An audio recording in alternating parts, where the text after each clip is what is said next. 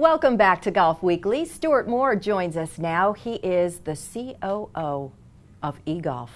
That's great. Nice to have you with us. Thank you so much for having me. I got your title correct? You did. It's a big title. It's very important. And he's here at our new Golf Weekly set, and we are excited to have you here. You know, I mentioned in the previous segment that the spotlight, once we round the corner of a new year, the spotlight always goes on the heritage. And this RBC Heritage, thank you so much, because last year we were Presented by Boeing. Presented by Boeing, Yes. thank you. Yep, that makes it all official. And that spotlight goes on that tournament, and that's really what we all focus for, is that week in April. And this was something new to me, but it's not new to the island. So we really want to get some folks to understand what you all do, what it's all about, and what we can expect in the coming week. Yeah, well, for people who haven't heard of us, we're the eGolf Professional Tour. We're essentially, I guess you would call us the de facto #3 tour in the United States, behind the PGA and Nationwide tours. Kind of the equivalent, I guess, of AA baseball. A lot of players, when they get out of college, don't necessarily go straight to the PGA or Nationwide tour and need somewhere to play throughout the year to improve their games and get ready to try to ascend to the next level. So that's where we come in. We provide that playing ground generally from February through November each year leading into Q School. And this will be the third consecutive year that we're going to kick off our season at Palmetto Hall, right here on the island, with the Palmetto Hall Championship presented by Westin Hilton Head Island Resort and Spa. It's great. It's been a wonderful relationship. We've been working with Lisa and her team for the last couple of years. The golf courses at Palmetto Hall, both the Cup and Hills, are immaculate, very challenging, present a stern test for our guys coming out of the winter doldrums, so to speak. You know, you really have to be on your game out there. You can't really get away with any errant shots. It provides a pretty stiff test. The 2 years that we've had there so far have been great. Winning scores of 8 under and 12 under. Wow. The kid that won in 2010, Russell Knox of Scotland's on the PGA Tour now. Last year we had a little bit of local flavor with Brian Harmon of Savannah, who a lot of your viewers might know.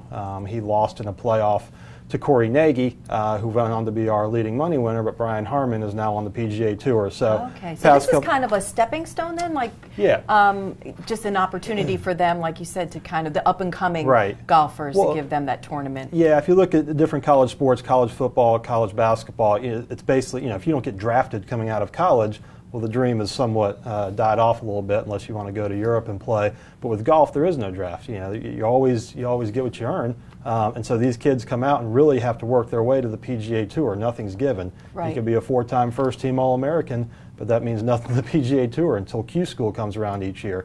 So what we are is I guess, a playing, proving ground for these guys to really work their games up to Q School so they can increase their chances of getting on the PGA or Nationwide tours each year.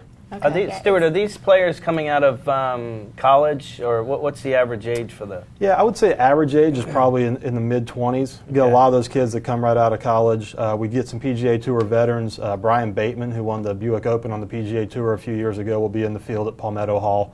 A long-time Nationwide and PGA Tour player. So you do get guys that may lose their status on the PGA Tour, and again are working their way back up. So, we have all kinds. Sometimes we'll get some teenagers come out. I mean, I'm sure you've seen plenty of them that bypass college and want to turn pro at age 18. And if mom and dad support it, they go for it, and at some point they'll be on our tour. What's involved in putting this together? Because Lisa, well, it's been great. This is our third year working with eGolf.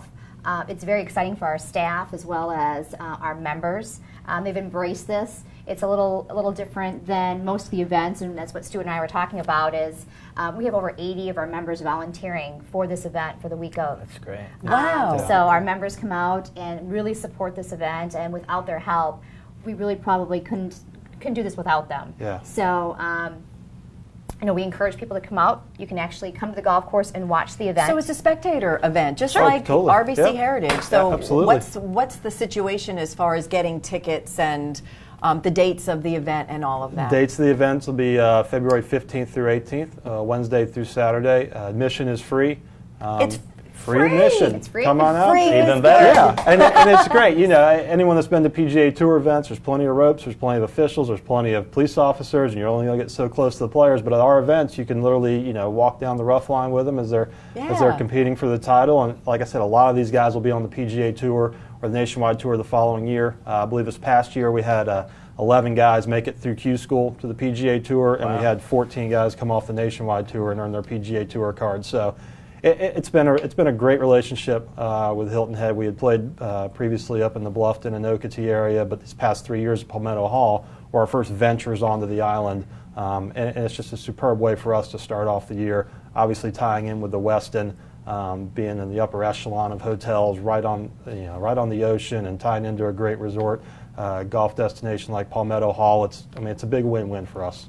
That is great. Now, when people are going, Palmetto Hall is a gated community. Is it something that they can just say that they're going to the tournament and they have access to get to the golf club, you can actually you will be turning right before you even get to the guard gate, and you follow it right up to the clubhouse. Like I said, there's plenty of parking, and if you don't have plans this weekend or next weekend, come out and see the event. Yeah, it's great. We're going to have standard bearers over the last 4 groups. Like Lisa had said, we got a ton of volunteers for this event. I mean, the members support it wholeheartedly. It's great. We actually usually wind up with too many volunteers, which is a good problem to have, because at our core, we're really about 5 people running a tournament of 200 plus players, so we rely heavily on volunteer help, and Lisa and a few of the members at Palmetto Hall really go out of their way to help us out each week. Well, cool. We're going to take a quick break here on Golf Weekly, but Stewart's going to stay with us.